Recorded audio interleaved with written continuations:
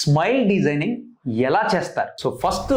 మీకు సంబంధించిన సమస్య ఏంటి? పళ్ళ మధ్యలో సందులా, పన్ను లేదా, పళ్ళు ఎత్తుగా ఉన్నాయా, పళ్ళు గగురుగా ఒకదాని మీద ఒకటి ఉందా, ఏంటి అనేది సమస్యని ఎగ్జామిన్ చేసి మీరు ఇచ్చిన కంప్లైంట్ ప్రకారంగా మీ టీత్ ఎలా ఉన్నాయి, అలైన్మెంట్, పై పళ్ళు కింద పళ్ళు అమరిక ఎలా ఉంది, ఎలా టచ్ అవుతుంది, ఏంటి అనేది చూడటం జరుగుతుంది. తర్వాత మన నాగుబండి డెంటల్ హాస్పిటల్లో స్పెషల్ గా ఈ స్మైల్ మేకోవర్ సంబంధించిన సాఫ్ట్వేర్ ని ఉపయోగించి ఏ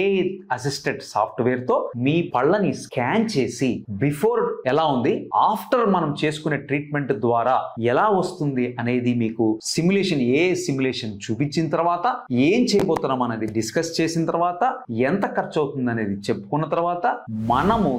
ఇలా చేసుకున్న తర్వాత ఇలా వస్తుంది, ఇది బాగుంది, నాకు నప్పుతుంది అని అనుకున్న తర్వాత అవసరాన్ని బట్టి ఒక్కొక్క పేషెంట్ లో మీ నోట్లో చెయ్యక ముందే మన ఒక డిజిటల్ 3D ప్రింట్ తీసి ఆ డిజిటల్ 3D ప్రింట్ మీద మీకు మార్చబోయే పలు వరుస ఎలా వస్తుందనేది మళ్ళా మీకు ఫిజికల్ గా చూపించిన తర్వాత, మీ అప్రూవల్ తర్వాత, మీరు ఓకే అనుకున్న తర్వాత స్మైల్ ట్రాన్స్ఫర్మేషన్ చేయబడుతుంది.